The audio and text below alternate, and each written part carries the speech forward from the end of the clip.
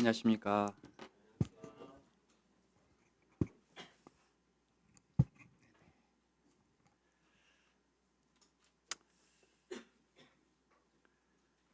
오늘 저는 시편에 있는 말씀으로 함께 형제자매들과 좀 교제를 나누고 싶습니다. 그 전에 우리 예배 시간에 이제 보면 다 감사 기도를 많이 이제 드리면서 우리 예수님에 대한 언급을 어, 많이 하게 됩니다.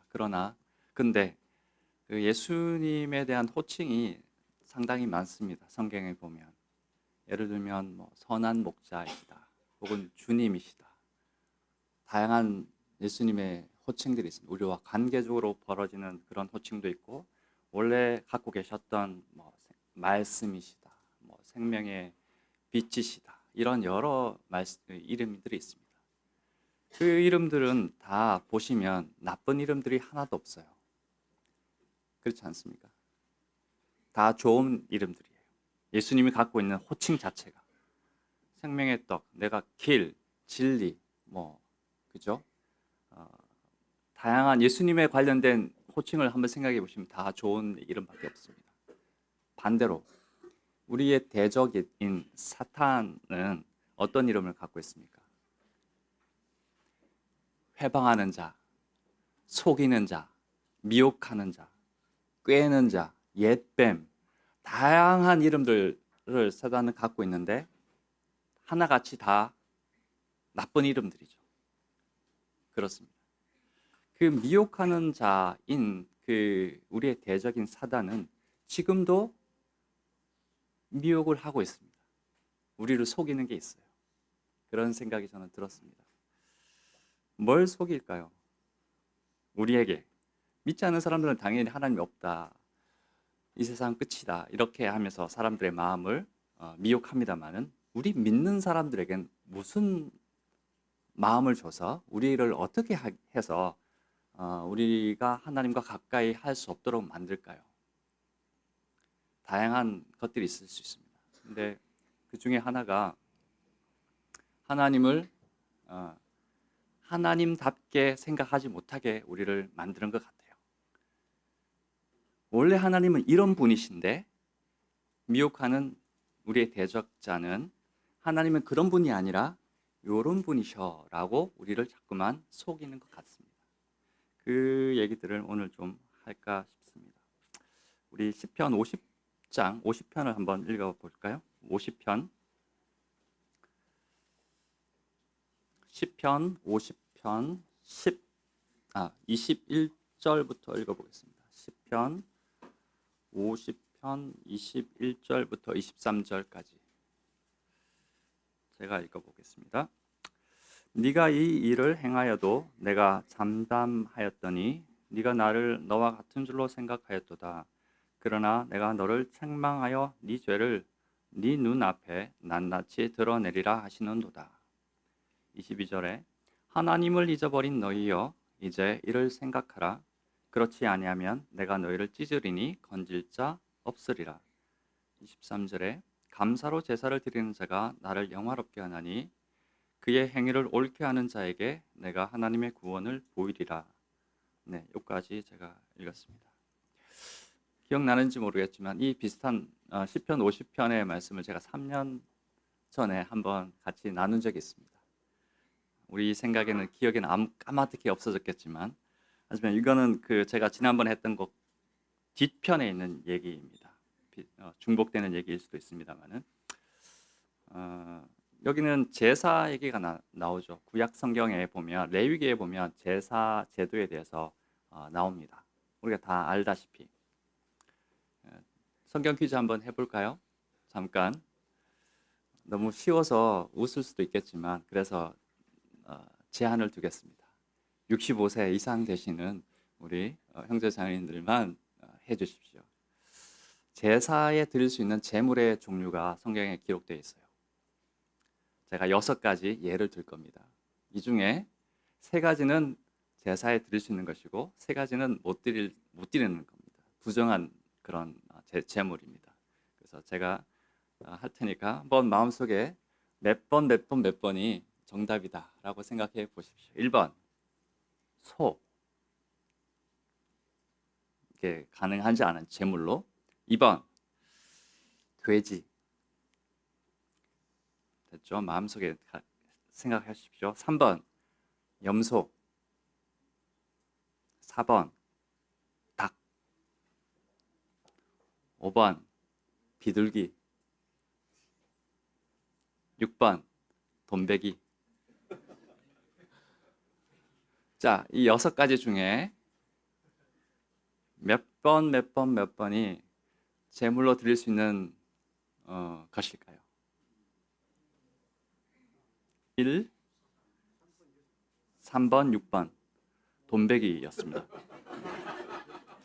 네, 우리 영천 지방에서 돈베기가 유명하고 우리 경상도 지방에 돈베기를 많이 씁니다만은, 또 혹은 우리 학생들은 맞출 수 있나요? 학생들 우리 웃지 말고. 도루마부라고 했던 학생도 있었던 것 같은데 과거에. 네, 네.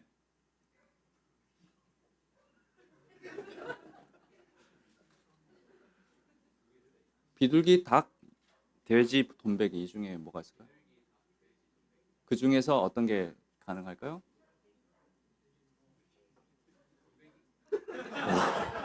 땡. 네, 우리의 이제 이렇습니다. 답은 소, 염소, 비둘기 이렇게 되겠습니다. 그 외에 양도 드릴 수 있었고, 그리고 그 밀가루, 고운 밀가루 이런 것도 드릴 수 있었습니다. 그 외에 제물들은 다 부정한 음식으로 하나님께 드릴 수가 없었습니다. 정해져 있었죠. 자, 제가 그냥 재미로 이렇게 말씀을 드렸습니다만은, 우리가 금방 읽었던 50장 50편 21절에 보시면, 네가 이 일을 행하여도 내가 잠잠하였더니, 그 위쪽에서 무슨 일을 행했냐면요, 사람들이 굉장히 악한 일을 행합니다. 하나님 보실 때 서로 다투고 비방하고, 하나님 보실 때 가증한 일들을 행합니다. 그 일들을 행한 사람들에게 21절에 하나님께서 말씀하시는 게 뭐냐면은, 네가 그 일을 행해도 내가 잠잠하게 너희를 오래 참고 기다려주고 인내로 있었더니 뭐라고 하셨죠? 네가 나를 너와 같은 줄로 생각했구나. 이런 말씀을 하나님께서 하세요. 우리가 생각할 때 하나님이 우리 삶 속에 다양하게 즉각적으로 개입하지 않으시기 때문에, 어떤 때는 하나님이 우리 사람 같은 그런 인성을 갖고 계시구나라고 생각할 때가 있습니다. 그래서 혹은 나보다는 조금 더 훌륭하신 분이셔 정도로 우리는 하나님을 알고 있다라는 거죠. 하나님을 창조주라든지 광대하신 분이라든지 영원하신 분이라고 우리는 잘 말은 그렇게 하지만 삶 속에서는 그렇게 여겨지지 않습니다. 많은 경우에 그렇습니다. 우리만 그랬던 게 아니라 과거에 그 사람들도 그랬었던 거죠. 오늘 제가 진짜 하고 싶은 얘기는 22절과 23절에 있는 말씀입니다. 실제로 금방 우리가 다 읽었듯이 22절과 23절을 형제님들 뭐 여러 번 읽어보셨겠지만, 성경 속에서 이걸 만약에 내가 아침에 큐티 시간에 이 말씀을 가지고 내가 묵상하고 어떤 교훈을 얻는다라면 어떻게 얻는 게 좋을까요? 제가 한번 생각을 해봤어요. 간단하게. 첫 번째는 그 22절에 있는 것처럼 우리 죄를 인정하십시오, 그리고 회개하십시오 라는 그런 교훈을 받을 수 있을 겁니다. 그렇지 않으면 하나님의 진노가 우리에게 임할 것입니다 라는 것이 22절에 있는 내용입니다. 그리고 23절에 있는 것으로 우리가 적용할 수 있는 것은, 감사하는 마음으로 제사를 드리십시오, 혹은 예배를 드리십시오. 그럴 때 하나님께서 영광을 받으십니다 라고 얘기할 수도 있습니다. 또 그 뒤편에 있는 얘기죠. 23절에 있는, 우리 행위를 올바르게 할 때, 즉 우리가 하나님의 말씀을 준행할 때 하나님의 구원이 우리에게 임할 것입니다 라고 말할 수 있습니다. 즉 11조라든지 집회 참석이라든지 혹은 우리의 헌신이라든지 봉사라든지 이런 것들을 열심히 하십시오. 그러면 하나님의 은혜와 구원이 우리에게 임할 것입니다. 라고 우리는 일반적으로 생각할 수 있습니다. 그런데 저는 이 속에는 그 이상의 혹은 그보다 조금 더 깊은 의미가 내포되어 있다라고 말씀드리고 싶어서 오늘 이 본문을 가져왔습니다. 만약에 좀 전에 말씀드렸던 그런 내용만 우리가 그런 내용으로 이 말씀을 받아들일 것 같으면 하나님의 진정한 의도를 모르고 이 말씀을 읽어가는 건 아닐까라는 생각이 들어서 다시 한번 제가 좀 강조하고 싶어서 이 시간을 가지게 되었습니다. 자, 저랑 같이 한번 하나하나씩 한번 볼까요? 그러면 국어 시간은 아닙니다만은 이 두 절에 대해서 한번 봤으면 좋겠습니다. 22절에 보면 하나님을 잊어버린 너희라는 말씀이 있죠. 하나님을 잊어버렸다라는 게 무슨 말일까요? 하나님의 존재 자체를 잊어버렸다는 것일까요? 그렇진 않습니다. 하나님을 아는데, 하나님의 살아계심도 아는데, 그런데 하나님을 잊어버렸다라는 것은 하나님께서 명령하신 것을 잊어버린 너희, 이런 의미를 갖고 있습니다. 하나님의 진짜 의도를 모르는 너희여, 이런 의미를 갖고 있습니다. 하나님의 참된 의도와 참된 바람이 무엇인지를 알지 못하는 너희여, 이런 말입니다. 이게 그 다음에 있는 게 뭐죠? 이제 이를 생각하라. 우리말 성경, 바른 성경에 보면 부디 이것을 깨달으라라고 이 말씀은 기록되어 있습니다. 뭘 깨달으라는 거죠? 뒤편에 나오는 내용이에요. 뒤에 나오는 23절에 나오는 그 내용을 제발 좀 깨달아라. 혹은 이걸 제발 좀 잘 생각해 보라라는 그런 말입니다. 그 다음에 나오는 말씀이 내가 너희를 찢으리니 건질 자 없으리라. 네, 그렇습니다. 이건 그대로 그냥 받아들여도 될 것 같아요. 하나님의 명령을 잊은 너희는 뒤에 나오는 이 내용을 모를 것 같으면 너희에게 징계와 하나님의 견책이 있을 것이다 라는 경고의 말씀입니다.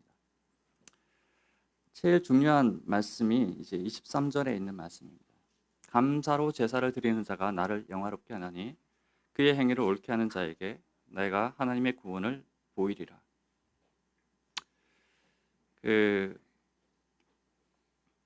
23절 처음에 나와 있는 이 말씀 있죠. 앞구절에 감사로 제사를 드리는 자가 나를 영화롭게 하는 이 말씀은 사실 14절에 한 번 더 반복됩니다. 14절에 한 번 나온 것을 똑같이 여기서 반복을 하죠. 근데 요 금방 읽었던 요 말씀을 괄로 쳐서 삭제를 해보세요. 삭제를 하고 22절과 23절을 읽으면 아주 자연스러워요. 오히려 더 자연스럽습니다. 제가 읽어볼까요? 하나님을 잊어버린 너희여 이제 이를 생각하라. 그렇지 아니하면 내가 너희를 찢으리니 건질 자 없으리라. 그의 행위를 옳게 하는 자에게 내가 하나님의 구원을 보이리라.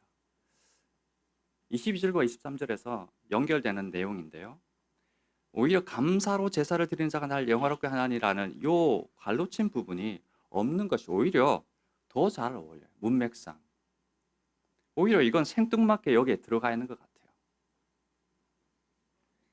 무의미하게 반복적인 후렴구로 이 구절이 쓰여졌을까? 우리 청산별곡에 나와 있듯이 얄리얄리 얄라송 뭐 이런 것처럼 그냥 운율을 맞추기 위해서 이 구절을 썼을까요? 그렇지는 않습니다. 이 구절이, 이 말씀이 이 시편 50편에서 가장 핵심적이고 중심적인 말씀입니다. 그걸 넘어서 심지어는 성경 전체에서 가르치고 있는 여러 교훈들 중에서도 가장 중요한 개념들 중에 하나라고 저는 생각을 합니다. 감사로 제사를 드리는 자라는 말씀은 하나님께서 진정으로 원하는 예배, 하나님께 진정으로 바라는 제사는 어떤 것인지를 여기서 표현하고 있어요.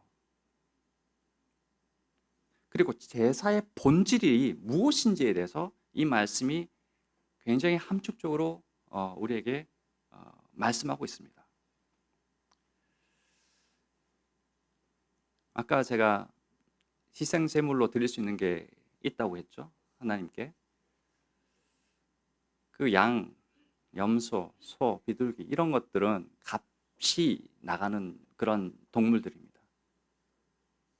소 한 마리가 비싸지 않습니까? 그걸 들고 와서 하나님께 바치는 그 열심은 굉장히 훌륭하고 가치 있는 일이죠. 그런데 하나님께서 여기서 말씀하고 있는 이 제물은 감사라는 제물이에요. 그 말씀이 폐해진 건 아니에요. 양과 염소로 혹은 소로 드리는 그 제사도 분명히 있는 제사입니다만은 하나님께서 진짜 바라시는 제사는 감사로 드리는 제사예요.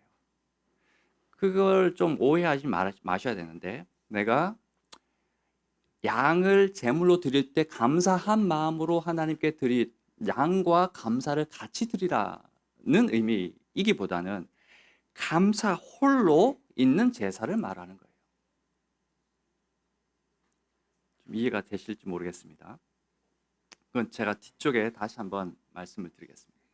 그의 행위를 옳게 하는 자에게 라는 말이 나오는데, 저는 이 부분이 되게 처음에 10편, 50편의 이 장면을 읽을 때 이해가 잘 안 갔어요. 왜냐하면 앞구절과 뒷구절이 안 맞아. 이게 앞에서는 감사로 드리라고 하면서 뒤쪽에서는 열심히 살라고? 율법을 준행하라고? 무슨 말이지? 이게 연결이 안 되는 내용이었어요. 그래서 제가 좀 찾아봤습니다. 행위를 옳게 할 수 있는 사람은 도대체 누굴까? 우리 성경에서 욥같이 의로운 사람, 그다음에 그 옛날에 수도원에서 수도사들처럼 평생을 하나님께 바쳐서 헌신했던 그런 사람들, 아침에 일어나서 성경책 읽고 면벽 기도하고 묵상하고 하루 종일 그렇게 금욕적인 삶을 살았던 사람들, 혹은 예수님 당시에 바리새인들이 행위는 완전했었으니까 그렇게 살라는 것인가 라는 생각이 들었습니다. 여러분들은 어떻게 생각하세요? 그 행위를 옳게 하는 자를 어떻게 해석하시고 어떻게 받아들이시나요? 우리 첫째 조상 아담도 죄가 없었던 사람이었지만 사람이었기 때문에 타락을 할 수밖에 없었거든요. 우리 역시도 마찬가지일 것입니다. 제가 영어 성경을 그래서 몇 구절 찾아봤어요.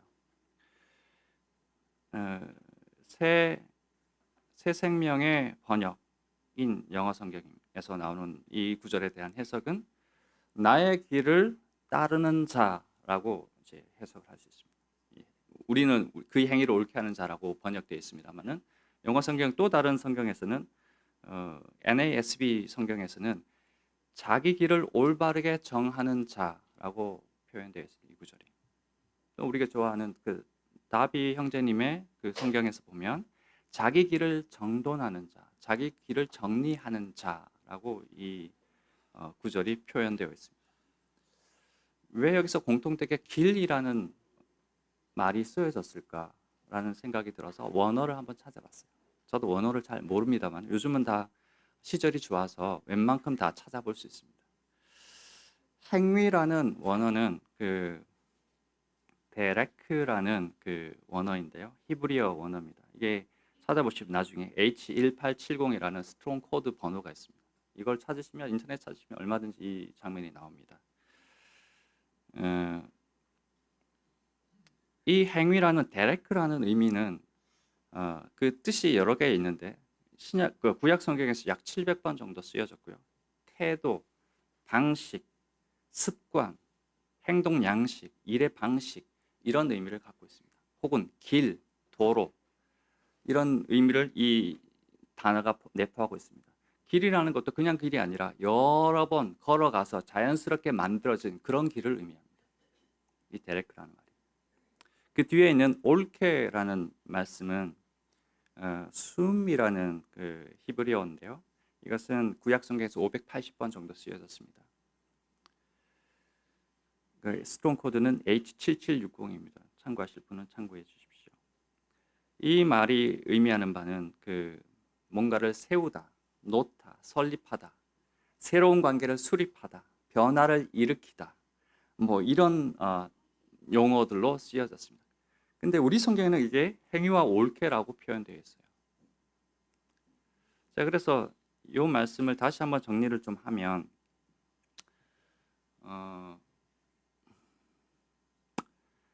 하나님을 대하는 우리의 기존 태도, 과거의 우리의 기존 태도, 즉 피조물과 창조주와의 그 관계에서 그 방식, 그 습관에서 새로운 변화를 일으켜서 새로운과 하나님과의 관계를 맺어서 새로 정립된 태도와 섬김의 방식으로 하나님과 관계를 가지다라는 의미가 여기에 들어가 있다라고 보셔야 될 것 같습니다. 즉 행위를 옳게라는 말은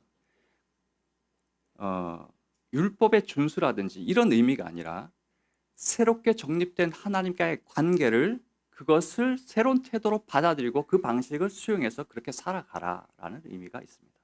즉 과거에 우리가 율법 가운데 살았던 우리를 은혜 가운데로 살게 하시고 과거에 나의 의를 위해서 살아갔던 우리의 삶을 주님의 영광을 위해서 살아가게 되는 그 태도를 말하고 있습니다. 과거에는 나의 힘으로 드렸던 나의 재물이죠. 내 소유였고 나의 의를 드러내는 값진 재물이었습니다. 그 재물을 원치 않으시고 하나님께서 주셨기 때문에 내가 이 재물을 하나님께 드릴 수 있겠구나라는 그 마음을 가지라는 것입니다. 과거에는 내 헌신과 내 봉사에 내 힘으로 노력했던 것이 있었다면 그렇지 않고 이제는 하나님의 은혜로 그 일을 하게 된다라는 것을 깨닫게 되길 바란다라는 의미가 여기에 들어가 있습니다. 저는 이 부분을 함께 잠깐 나누고 싶어서 오늘 이걸 들고 왔는데요. 내용이 좀 딱딱하고 좀 어려울 수도 있습니다만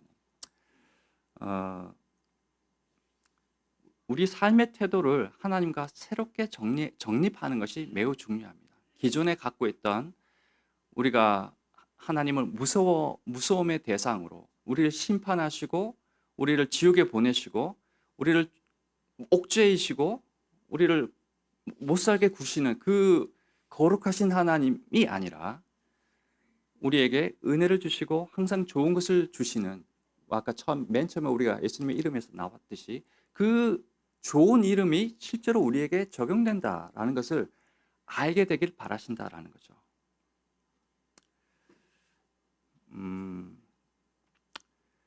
제가 예를 들면 조금 이해가 되실 것 같아요.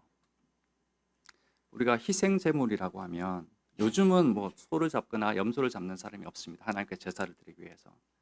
우리는 요즘은 어떻게 하죠? 헌금함을 통해서 헌금을 하시기도 하시고 또 봉사의 일을 하시기도 하십니다. 교회에서. 그리고 다양한 은사를 통해서 뭐 섬기기도 하시고 청소도 하시고 수선도 하시고 교회와 성도들을 위해서 다양한 여러분들의 재물을 가지고 드립니다. 주님께. 맞죠? 맞습니다. 그런데 그 재물을 드릴 때 우리의 마음의 태도에 대한 얘기를 여기서 하고 있는 거예요. 우리가 드리는 그 어떤 것도 형식일 수 있습니다. 형식은 아닙니다. 실제로는 우리가 뭐 값진 것을 드립니다만은 하나님 보실 때 그것은 껍데기라는 거예요. 형식입니다. 왜냐하면 하나님한테 그게 부족한 게 없거든요. 하나님한테는 나에게는 값진 것이지만 하나님께 이게 값진 것이 없어요. 왜냐하면 그분은 이미 다 소유하고 계시잖아요. 이미 모든 것이 그분 것이잖아요. 그렇기 때문에 그 모든 우리가 드리는 것은 하나님께는 그렇게 가치 있는 것이 아닙니다. 다시 말해서 포장 박스와 같은 것이라고 보셔야 될 것 같아요. 우리가 선물을 받을 때 예쁘게 포장된 선물을 받죠. 명품 같은 것들은 뭐 수천만 원 하는 것도 있습니다만은 그렇게 고급지게 포장을 해서 선물을 받았는데 그 선물을 열어봤는데 안에 내용물이 없으면 어떨까요? 포장 받은 것을 포장 그 박스를 받은 것만으로도 기뻐할 수 있을까요? 그렇지 않습니다. 우리는 지금 포장 박스에 엄청 신경을 써서 금박도 입히고 은박도 입히고 다양한 종류로 포장 박스를 만들기도 합니다만은, 그러나 그 정작 받는 그 하나님의 입장에서는 그 안에 내용물이 중요한 거예요. 우리가 드리는 헌금은 포장 박스라는 겁니다. 우리한테는 무척 가치 있는 것이지만, 근데 하나님께 진짜 바라시는 그 선물은 뭐라고요? 그 포장 박스를 열었을 때 뭐가 나와야 되는 겁니까? 감사가 나와야 되는 거예요. 감사. 그 포장 박스를 열었을 때 감사라는 게 없이 내가 하나님께 뭔가를 드린다라는 것은 하나님께 의미 없는 것일 수 있어요. 오히려 분리수거 대상, 쓰레기를 하나님께 드리는 것일 수도 있다는 거죠. 제가 무슨 말인지 잘 이해가 되시나요? 혹시?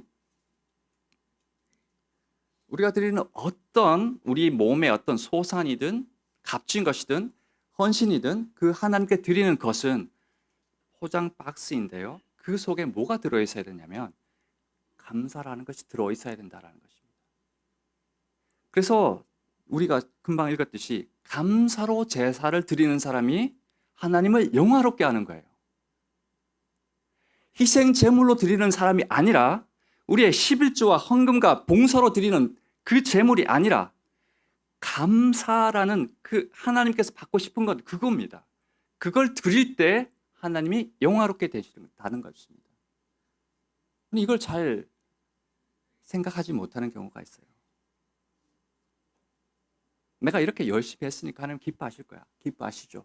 하지만 내가 드리는 이 모든 것이 내 힘과 내 의와 나의 소유로 드리는 것입니다 라고 하는 순간 하나님께서는 그걸 포장 박스로 보십니다. 그럼 어떻게 드려야 되나요? 여러분께서 드리는 그 헌신을 드릴 때, 이것은 원래 하나님의 것이었는데 하나님께서 나에게 잠깐 맡겨두신 것이죠. 그리고 나에게 이렇게 부유하게 충분히 나에게 주셨기 때문에 내가 그 중에 일부를 다시 하나님께 조금 돌려드립니다 라는 그 마음이 매우 매우 매우 중요한 것입니다. 우리가 50편 앞쪽에 보시면 그런 내용들이 나와요. 저 살림에 있는 모든 육축이 내게 아니냐, 하나님께 이렇게 물어요. 제사 드리는 사람들에게. 하늘에 나는 모든 새들이 다 내게 아니냐, 그런데 너는 그걸 드리면서 나에게 생색을 내네? 하나님의 입장은 그런 거예요. 내 것을 드리는 것처럼 우리는 보이지만 실제로는 나의 것이 아니라는 것을 아셔야 된다는 거죠. 내가 은혜로 받은 그것을 하나님께 조금 돌려드리기 때문에 그것이 하나님께 기쁨이 되신다라고 보셔야 됩니다. 그 마음을 가질 때. 그래서 그렇게 자랑할 게 없어요. 우리가 많이 드린다고 해서 자고할 필요가 없습니다. 난 이렇게 열심히 해요 라고 우리가 나팔을 불 필요가 없어요. 부끄러운 일이죠. 하나님께 주신 것을 다시 그분께 돌려드리는 거거든요.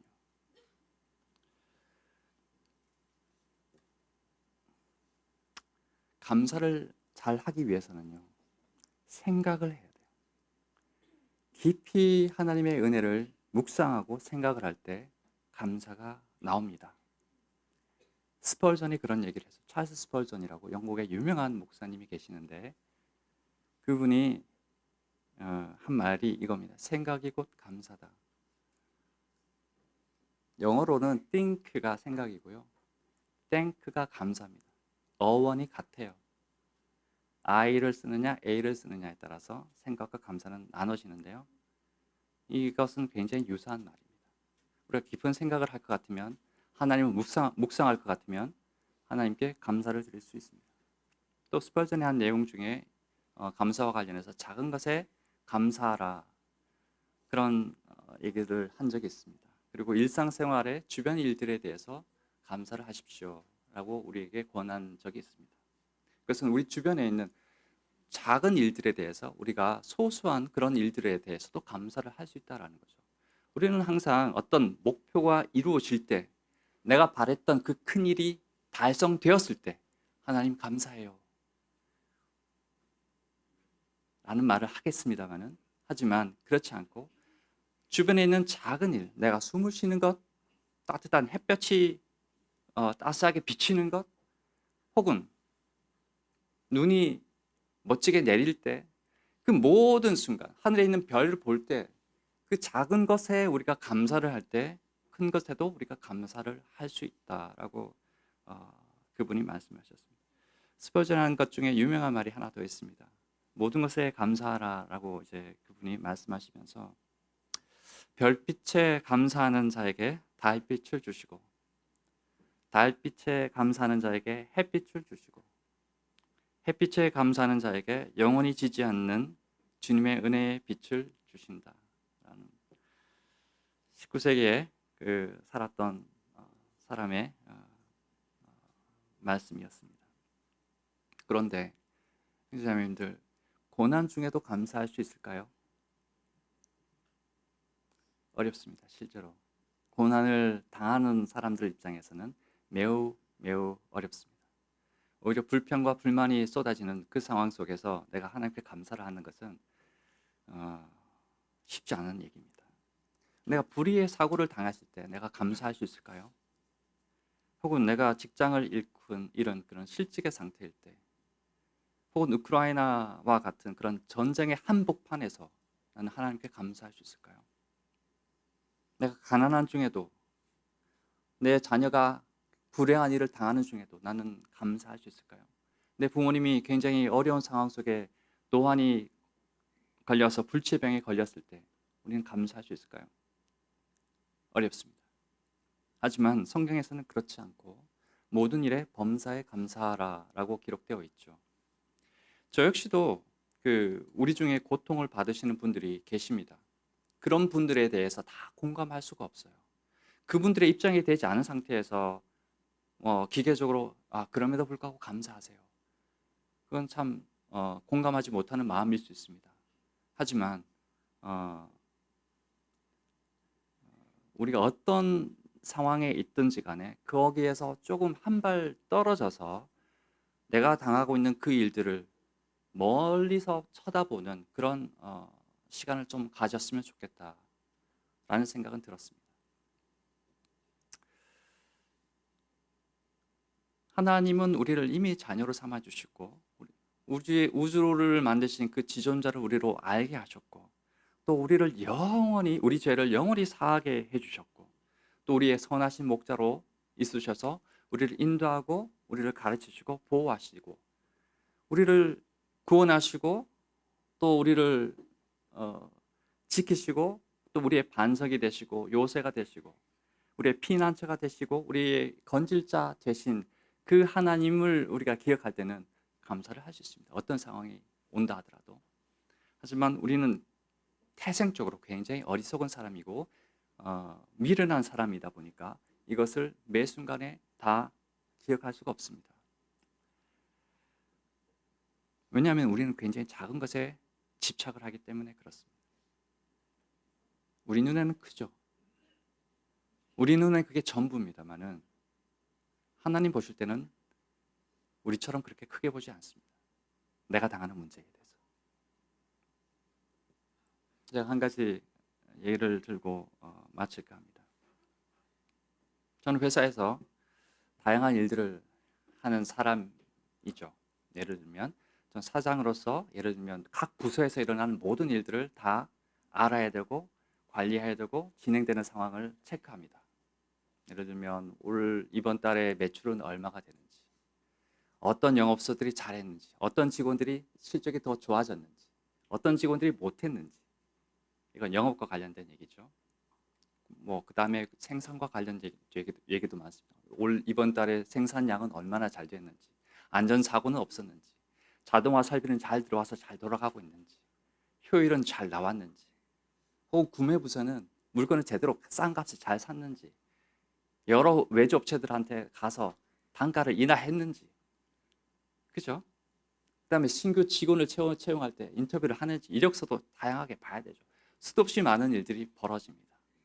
또 신제품은 잘 개발되고 있는지, 그 신제품의 인증은 제대로 받고 있는지, 미국 수출은 잘 되고 있는지, 이런 일들을 하게 되죠.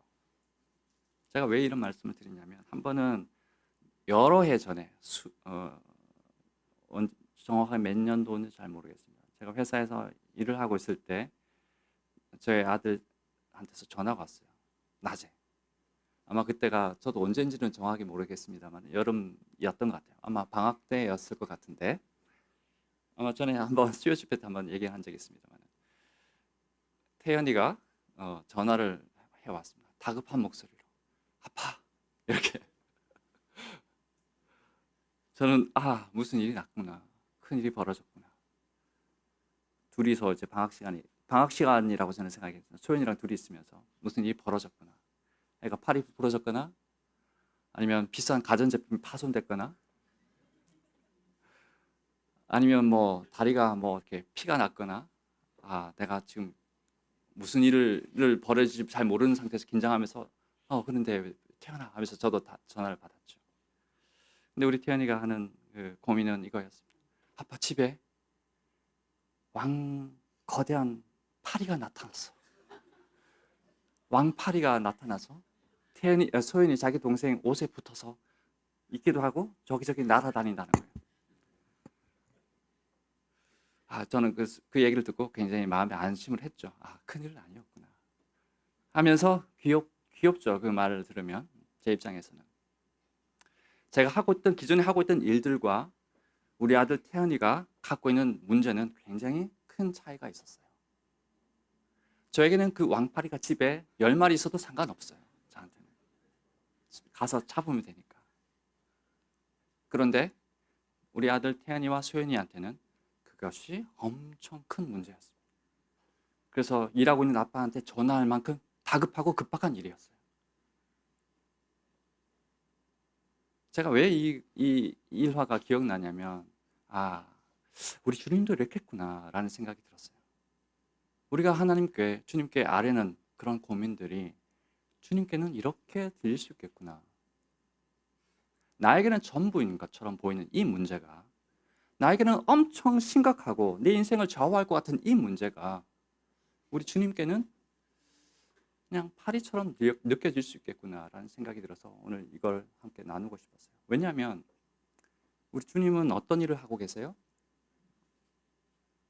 저 바다에 있는 모든 물고기들을 지금도 먹이시고 계세요. 거기 있는 해초들을 자라게 하시고 광합성도 하게 하시고 각종 그 물고기들을 다 키우시게 하고 계십니다.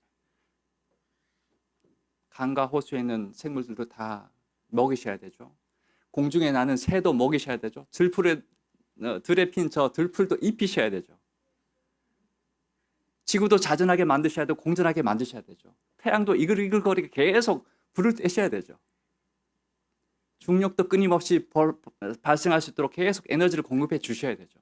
우주 만물을 하나도 오차 없이 제 궤도에 따라서 움직이도록 운행하셔야 되죠. 그런 주님한테 우리가 구하는 것은 굉장히 사사롭고 굉장히 하찮은 일일 수 있다라는 생각이 들었습니다. 하나님한테는 이게 우리가 갖고 있는 문제들이 아무것도 아닐 수 있다라는 거죠. 그렇다고 하나님께 구하지 말라는 것이 아닙니다. 저는 어떠한 사소한 문제라도 주님께 구해서 그 일들을 하나님과 공유하는 것이 가장 좋은 일이라고 생각합니다. 조지 뮬러 형제님도 자기가 열쇠를 잃어버렸을 때 그럴 때라도 기도를 한대요. 우리 주님은 크고 광대하신 분이시지만 굉장히 세밀하시고 우리를 아주 작은 것에 미세한 것까지도 우리에게 관심을 두고 계시는 분이시기 때문에 그런 사소한 것들까지도 다 주님께 아려서 해결을 받으시는 것이 좋습니다. 하지만 한 가지 아셔야 되는 것은 하나님에게는 그것이 우리가 생각하는 것만큼 그렇게 큰 문제가 아니고 얼마든지 해결 가능하고 우리에게 필요에 따라서 그것을 허락하시기도 하시고 그렇지 않으시기도 하신다라는 것을 아셨으면 좋겠다라는 마음에 이 말씀을 드렸습니다. 자, 오늘 말씀을 정리하면요. 감사로 제사를 드리는 것의 의미를 같이 한번 이해를 했으면 좋겠습니다. 나의 어떤 것이 아니라 하나님께서 주신 그것을 내가 다시 돌려드리는 것이군요. 그래서 감사해요. 내가 드려서 내가 생색내려고 하는 것이 아니라 이미 완전하시고 모든 것을 갖고 계시는 그분에게 그분께서 주신 것을 조금 돌려드리는 것이기 때문에 오히려 제가 감사합니다 라는 마음으로 우리가 하나님을 알아가고 섬겨 나갔으면 좋겠고, 또한 하나님께서 보실 때 우리가 처해 있는 이 환난과 고통과 어려움은 어쩌면 아주 하찮은 문제일 수 있으니, 그렇다고 하찮은 문제는 아닙니다만 실제로 당하는 우리에게는 그렇지만, 그분에게, 완전하신 그분에게 우리의 필요를 맡기면, 그분에게 우리의 요청을 드리면 그분께서 우리를 안전한 길로 인도하신다라는 것을 기억해 주셨으면 좋겠습니다. 함께 기도하시고 마치겠습니다. 아버지 하나님, 오늘 저희에게 시편에 있는 말씀으로 교직해 주심을 감사드리고, 저희가 처한 모든 것이, 저희가 당하는 모든 일들이 그럼에도 불구하고 하나님을 감사할 수 있다는 것을 알게 해주셔서 감사합니다.